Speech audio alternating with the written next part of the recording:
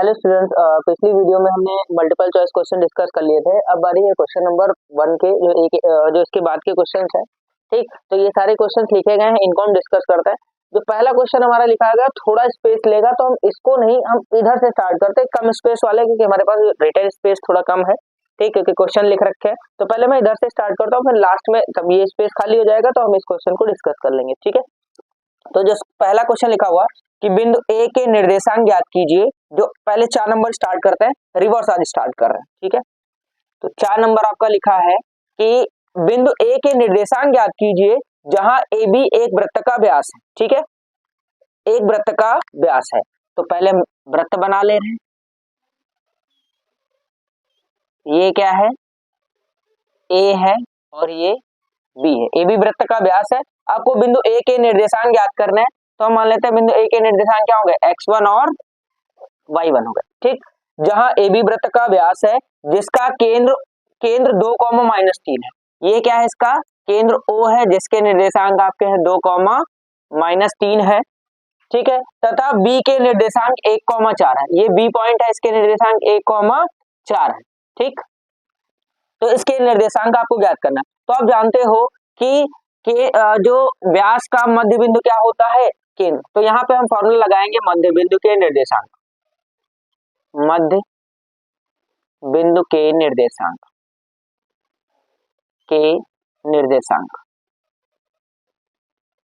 मध्य बिंदु के निर्देशांक, इसका फॉर्मूला होता है, आप जानते हो फॉर्मूला क्या होता है? x बराबर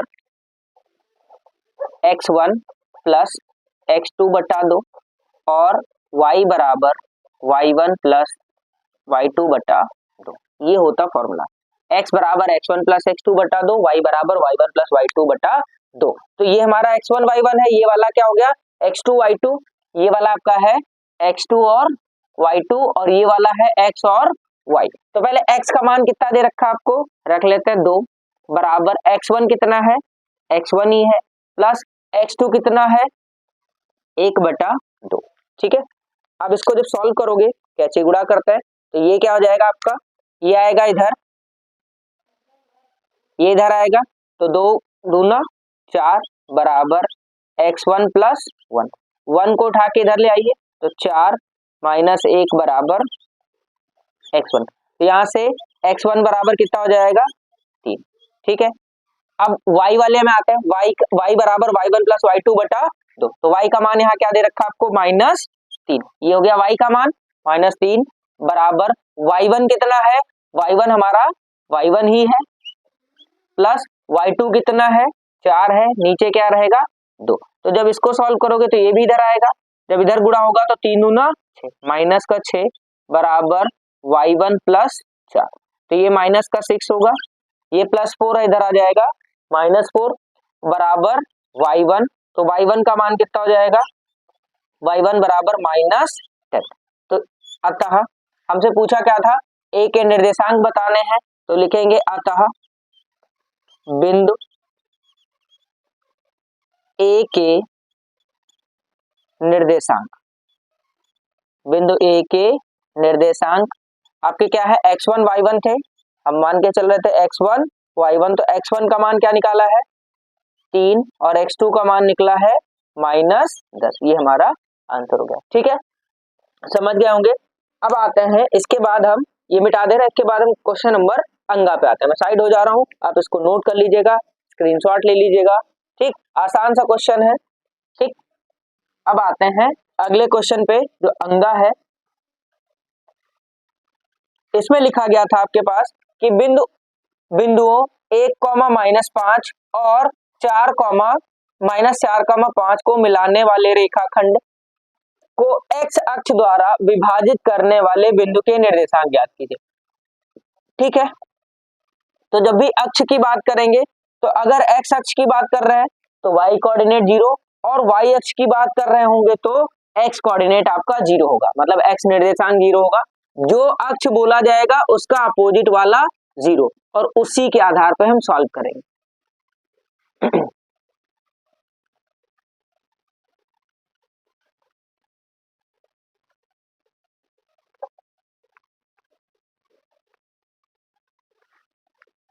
तो ये हमारे पास था अंगा पार्ट, अंगा लिखा हुआ है कि बिंदु 1, -5, तो इसको पहले हम लाइन ड्रॉ कर ले रहे हैं। ये हमारा क्या है, एक लाइन हो गई। इसके कोऑर्डिनेट ए मान लेते हैं, इसके निर्देशांक है 1, -5, और यहाँ पे आपका बिंदु बी है, बी के निर्देशांक आपके क्या है -4, 5, और इसको विभाजित कौन कर रहा है, एक्स अक्ष विभाजित कर रहा है। और आप जानते हो एक्स अक्ष में वाई का मान क्या होता है, वाई कोऑर्डिनेट 0 होता है। तो यहाँ पे लिख लेंगे x, 0। तो क्या लिखेंगे, माना विभाजन बिंदु के निर्देशांक, बिंदु के निर्देशांक x, 0 है, जो रेखा AB को, जो रेखा AB को M1 अनुपात M2 के अनुपात में विभाजित कर रहा है। ठीक, M1 अनुपात M2 के अनुपात में विभाजित कर रहा, मतलब ये जो पॉइंट है ये क्या हो गया, M1 और M2 के अनुपात में विभाजित कर रहा है। ठीक है, तो यहाँ पे हमारे पास क्या दे रखा है, ये x, 0। अब हमें निकालना है विभाजन बिंदु के निर्देशांक, तो जो 0 वाला है हम उसको लेके चलते हैं। तो इसका फॉर्मूला आप जानते हो, 0 कौन सा है, y वाला, तो फॉर्मूला जानते हो y बराबर क्या होता है, m1 x2 plus m2 x1 upon m1 plus m2। अब वैल्यू लिख ले रहे हैं, तो y का मान यहाँ पे क्या दे रखा है आपको, y है 0 बराबर m1 कितना है, m1 ही है। ठीक, x2 कितना है, क्योंकि ये वाला होगा x1 और y1, ये वाला हो जाएगा x2, y2। तो पहले क्या रखना है हमें, x2, तो x2 की वैल्यू क्या हो गई -4 प्लस m2 ही रहेगा। x1 का मान, सॉरी यहाँ y है तो y वाला लेके चलेंगे, मिस्टेक हो गई,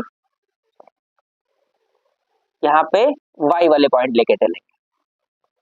तो क्या रहेगा फॉर्मूला हमारा, m1 y2 plus m2 y1। ठीक, अब वैल्यू रखते हैं, तो m1 तो ऐसा ही रहेगा आपका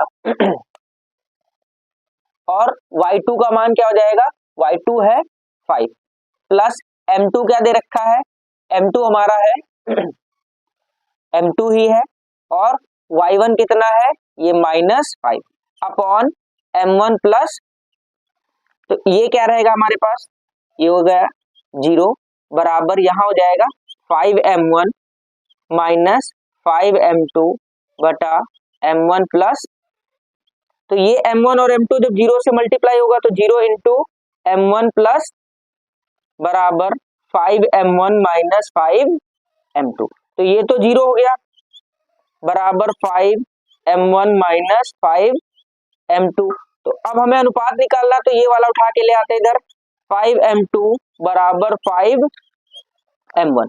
अब हमें अनुपात निकालना, तो m2 को भेज देते उधर, तो यहाँ 5/5 बराबर m1 बटा m2, ये और ये कट हो गया, मिला क्या m1 अपॉन m2 बराबर 1/1, मतलब m1 अनुपात m2 बराबर 1/1, ये हमारा आंसर। समझ गए, आसान सा क्वेश्चन है, बस आपको फॉर्मूला याद होना चाहिए। कोशिश करिएगा कि जब भी सॉल्व करिएगा, कोई भी क्वेश्चन है अगर उससे रिलेटेड कोई भी फॉर्मूला है तो आप फॉर्मूला लिखेंगे तो वैल्यू पुटिंग भी आसान रहेगी। ठीक है, अब आते हैं अगले क्वेश्चन पे। ठीक, ये हमने कर लिया, अब इसके बाद ये क्वेश्चन है, इसके बाद आज हम रिवर्स स्टार्ट कर रहे हैं क्योंकि पहले क्वेश्चन के लिए हमें स्पेस ज्यादा चाहिए था, तो मिटा दे रहा हूं इसको। फिर आते हैं क्वेश्चन नंबर घ पे। ठीक, तो घ क्वेश्चन में आपसे पूछा कि निम्नलिखित श्रेणी से माध्यिका ज्ञात कीजिए, निम्नलिखित श्रेणी से या निम्नलिखित सारणी से माध्यिका ज्ञात कीजिए। तो माध्यिका के लिए आप जानते हो कि हमें चाहिए क्या होगा, CF मतलब संचयी बारंबारता। तो जो टेबल दे रखी है उससे पहले हम संचयी बारंबारता बनाते हैं, फिर फॉर्मूला यूज करते हैं और सॉल्व कर लेंगे। ठीक है, तो पहले जो टेबल दे रखी है उसको यूज करते हैं, इधर ड्रॉ करते हैं टेबल को, फिर बनाते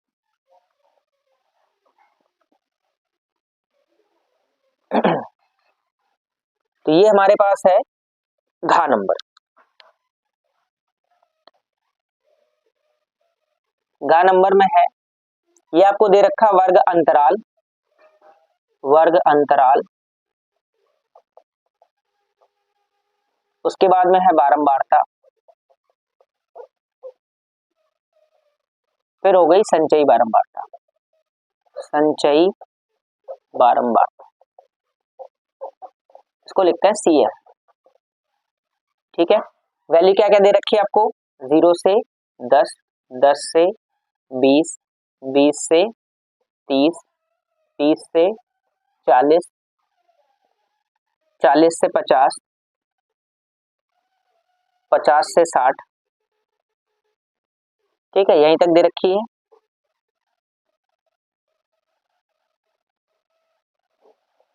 और संचयी बारंबारता भी हम यहीं पे बना लेंगे। ये हमको दे रखी है, क्या क्या दे रखी है, 7 है, ये है 7, फिर ये 12, 18, उसके बाद 15, फिर 10 और 3। ठीक, तो अब ये देखते हैं, पहले संचयी बारंबारता कैसे बनती है। ये ऐसे रहेगा, फिर ये वाला इससे प्लस होगा, तो 7 + 12 कितना हो जाएगा, 19 होगा, फिर 19 में 18 जोड़ोगे तो कितना हो जाएगा, 19 और 10 29, ये कितना हो जाएगा 37, 37 में जब 15 जोड़ेंगे तो 37 और 5 32, 10 37 5 42 और 10 52 होगा। इसमें 10 जब जोड़ लोगे तो 52 + 10 हो जाएगा 62, और 62 में जब 3 ऐड करोगे ये हो जाएगा हमारे पास 65। अब पहले इसको प्लस कर लेते हैं, सिग्मा F, ये कितना होगा, 7 2 9 8, 8 2 10 7 17 5 22, 22 और 3 25। ठीक है, हासिल आया 2, फिर 1 2 3 4, 4 और 2 6, मतलब 65। इसी को हम क्या लिखते हैं, यहीं से निकालते हैं n/2, मतलब 65/2। तो इसको जब सॉल्व करोगे तो आएगा 32.4। अब 32.4 आपका कहाँ बनेगा, इस वाले में आ जाएगा, और अगर इसमें आ गया तो यही आपका क्या बन जाएगा, माध्यिका वर्ग, यही बनेगा माध्यक वर्ग या माध्यिका वर्ग।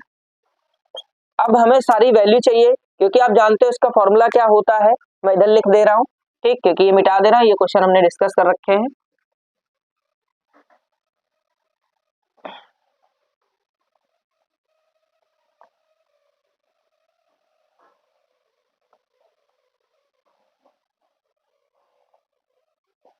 हमारा फॉर्मूला क्या होता है, माध्यिका का, माध्यिका बराबर, ये फॉर्मूला होता है L + n/2 - CF/F × H। ठीक है, ये फॉर्मूला है, तो फॉर्मूले की सारी वैल्यू हम यहाँ लिख लेते हैं। L होगा, यहाँ में इधर लिख ले रहे हैं, L चाहिए होगा, n/2 तो पहले ही निकाल चुके हैं, CF चाहिए होगा, F चाहिए होगा और H चाहिए होगा।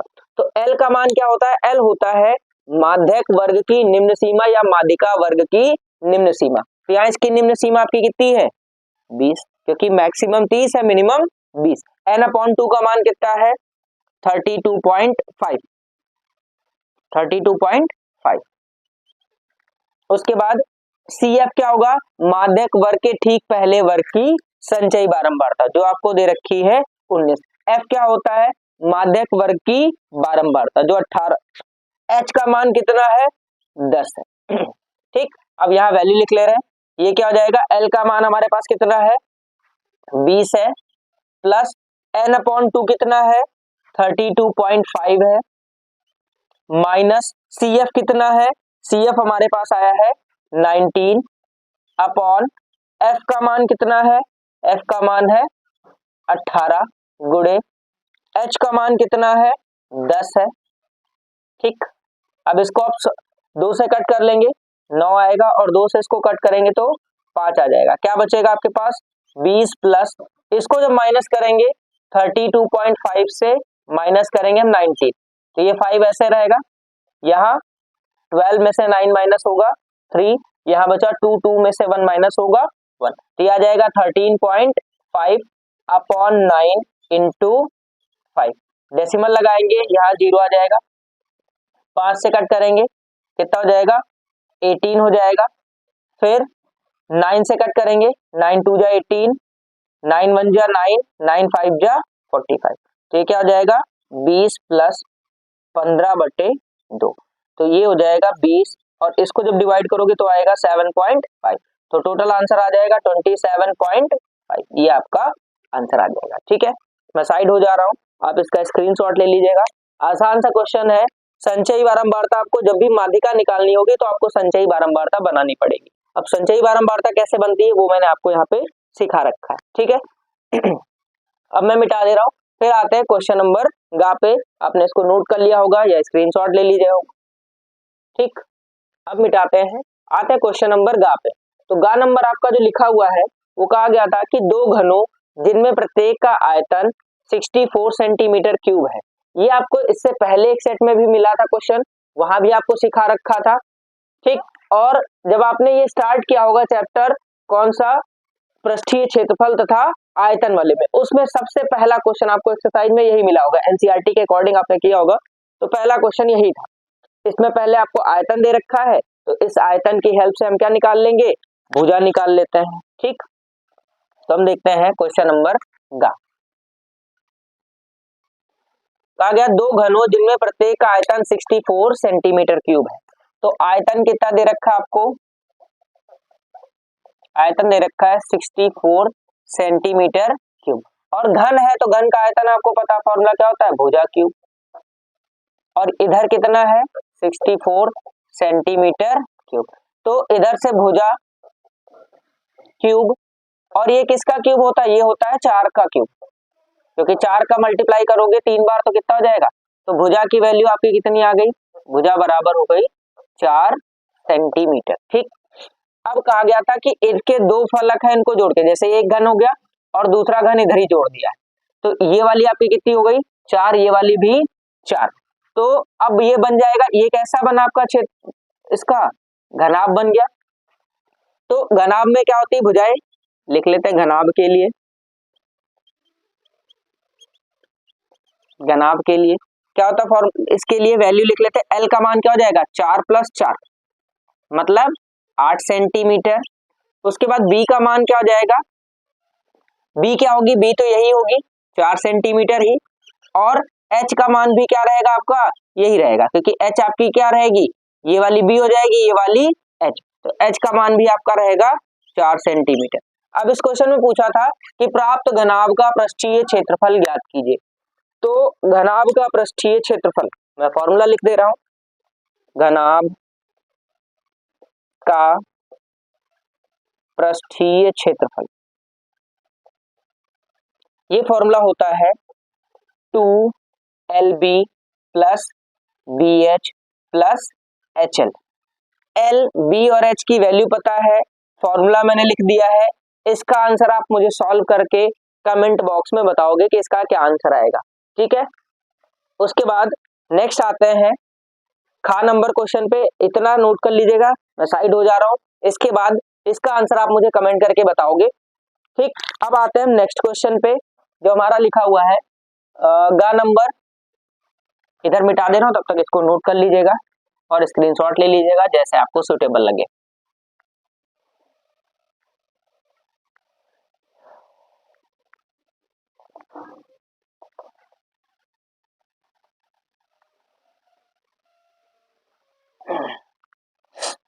तो ये क्वेश्चन लिखा है कि यदि tan a + b बराबर 1 और tan a - b बराबर 1/√3 है, और a + b का मान 0 से बड़ा है और 90 से छोटा या उसके बराबर है, तो a और b के मान ज्ञात कीजिए। ठीक, तो अब हम सॉल्व कर ले रहे हैं ये क्वेश्चन, ये वाला इधर ही हो जाएगा, छोटा सा क्वेश्चन है, इधर जितना स्पेस हमने खाली कर रखा उतने में ही हो जाएगा। क्या क्या दे रखा आपको, यहाँ इसका सॉल्यूशन देख लेते हैं। क्या है, a + tan a + b tan a + b बराबर 1। तो आप जानते हो ये tan में कितने पे मान होता है, ये होता है tan में 45 डिग्री पे। ठीक, ये होता tan 45 पर। यहाँ पे क्या इधर लिखेंगे tan 45, क्योंकि इधर tan है तो इधर भी आप tan के फॉर्म में लिखोगे, ये tan 45 होगा। tan और tan कैंसिल हो जाएंगे, मिलेगा क्या a प्लस बी बराबर 45 डिग्री। ये पहली समीकरण। दूसरी क्या दे रखी है, tan a माइनस बी बराबर 1/√3। तो ये हो जाएगा tan a माइनस बी बराबर tan, ये होता है tan में 30 डिग्री पे। तो इधर से भी tan और tan कैंसिल, तो आपको क्या मिल जाएगा a माइनस बी बराबर 30 डिग्री। ये हो गई समीकरण नंबर 2। अब आपको सिखाया था कि अगर हमें सिर्फ a प्लस बी और a माइनस बी की समीकरण मिल रही है, तो जो अब a का मान निकालना होगा और b का मान निकालना होगा।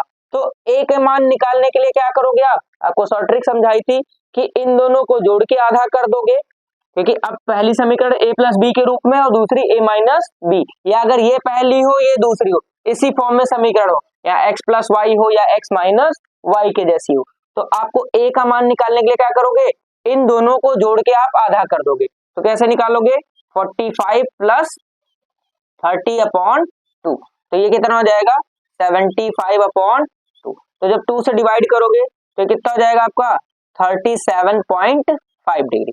2 से इसको डिवाइड करोगे। अब b का मान निकालना, तो इन दोनों को जोड़ के आप आधा कर दीजिए, इन दोनों को माइनस करके आधा कर दीजिए।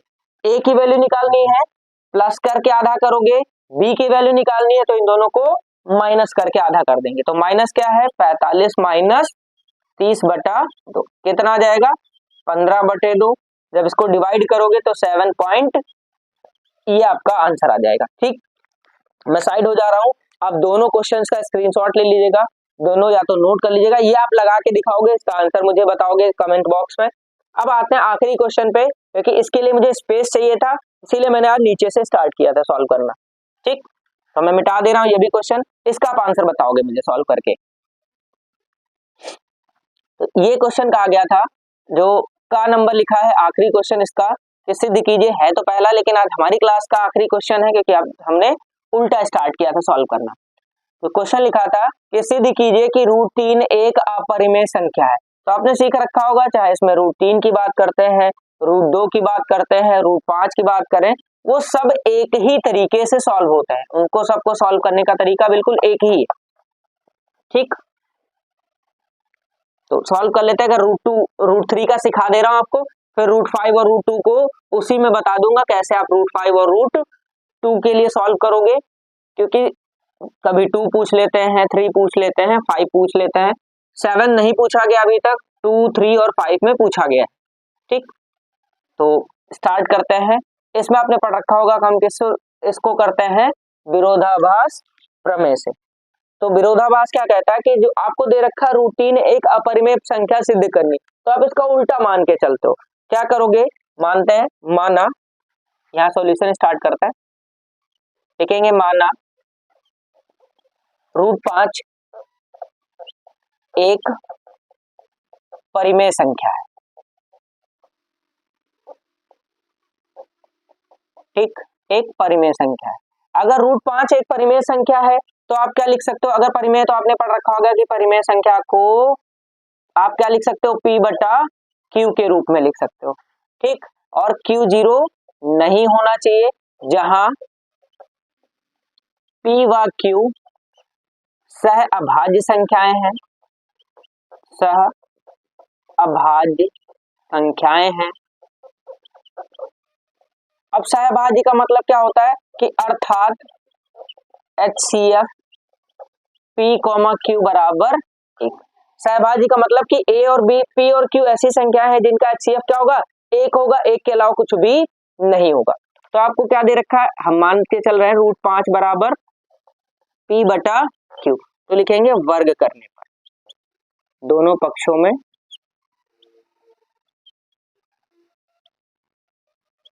वर्ग करने पर। ठीक, इसको समीकरण 1 लेके चल रहा है। तो जब वर्ग करोगे तो इधर कितना हो जाएगा, √5 का वर्ग बराबर P/Q का वर्ग। तो √5 का स्क्वायर कितना हो जाएगा, 5 हो जाएगा, बराबर P² तो Q² को हम उठा के इधर ले आ रहे हैं, तो Q² बराबर P² 5। अब इससे क्या मिलता है कि अतः पी स्क्वायर 5 से विभाज्य। अगर पी स्क्वायर विभाज्य है तो पी भी 5 से विभाज्य होगा। और अगर ये विभाज्य है तो आपने पढ़ रखा होगा भाज्य बराबर भाजक गुणे भागफल प्लस शेषफल। क्योंकि ये पूर्णतया विभाज्य है तो इसमें शेषफल क्या मिलेगा, 0 मिलेगा। तो हम क्या लिख सकते हैं, इस p को p बराबर 5r प्लस 0। ये हमारा क्या हो गया, ये भाजक हो गया, ये भागफल हो गया और ये शेषफल हो गया। ठीक, लिखा जा सकता है।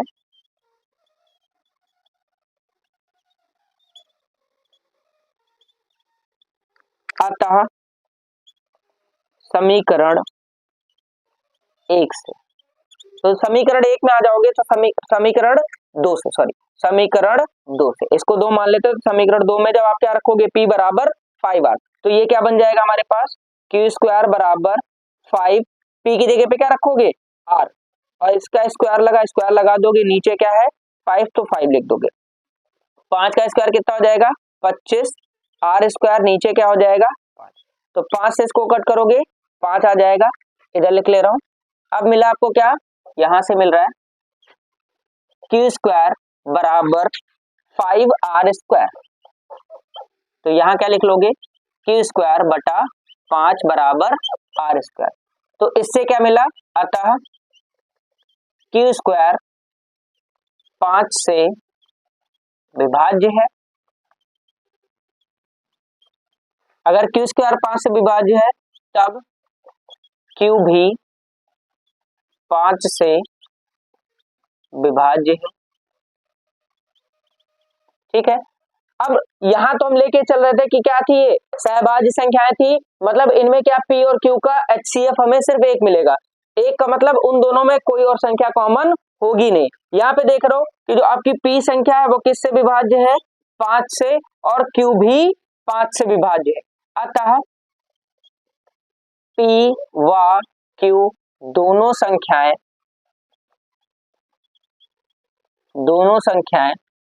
5 से विभाज्य है, अर्थात p व q में एक के अतिरिक्त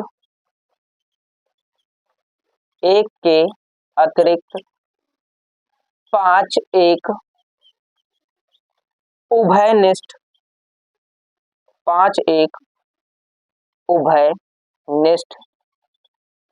गुणनखंड प्राप्त हुआ है। ठीक, उसमें क्या मिल गया आपको, 5 गुणनखंड मिल गया, जो कि इस तथ्य का विरोधाभास है कि p व q सह अभाज्य संख्याएं। ठीक, सहभाज्य हम लेके चले थे, सहभाज्य का मतलब उनमें सिर्फ और सिर्फ हमको एक कॉमन मिलना चाहिए, लेकिन यहाँ पे हमको कॉमन क्या मिल रहा है, एक के अतिरिक्त एक संख्या और मिल गई, 5 मिल गई, और ये इस तथ्य का विरोधाभास है। यह अब क्यों हुआ उत्पन्न, लिखेंगे यह विरोधाभास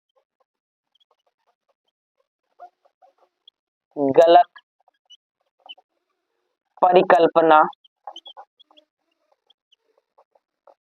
के कारण उत्पन्न हुआ है।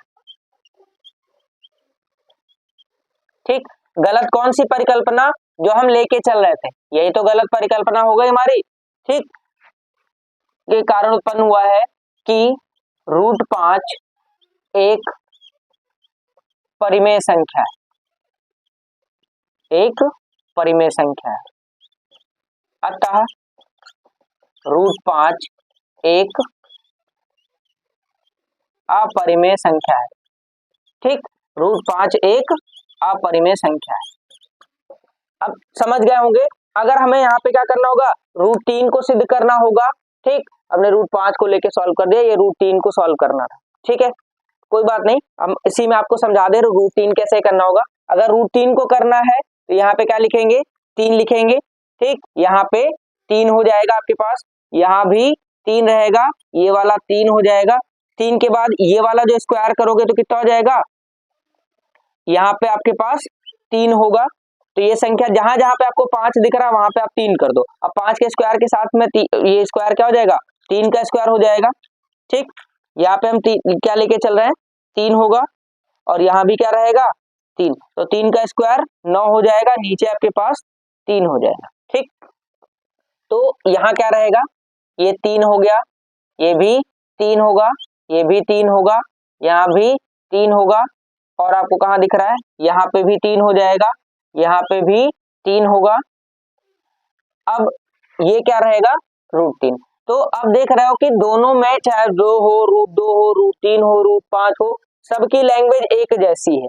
बस क्या करना है, रूट 3 की जगह पे जहां पे 3 होगा तो वहां पे 3 रख के सॉल्व करेंगे, बस यहाँ पे स्क्वायर करेंगे तो 3 का 9 हो जाएगा।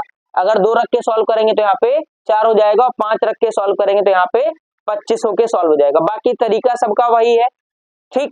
तो आई होप ये समझ गए होंगे आप क्वेश्चन, आसान क्वेश्चंस थे, इनको एक बार आप प्रैक्टिस करिएगा, वीडियो पूरा देखिएगा, फिर क्वेश्चन को साथ में पहले प्रैक्टिस करिएगा, ठीक।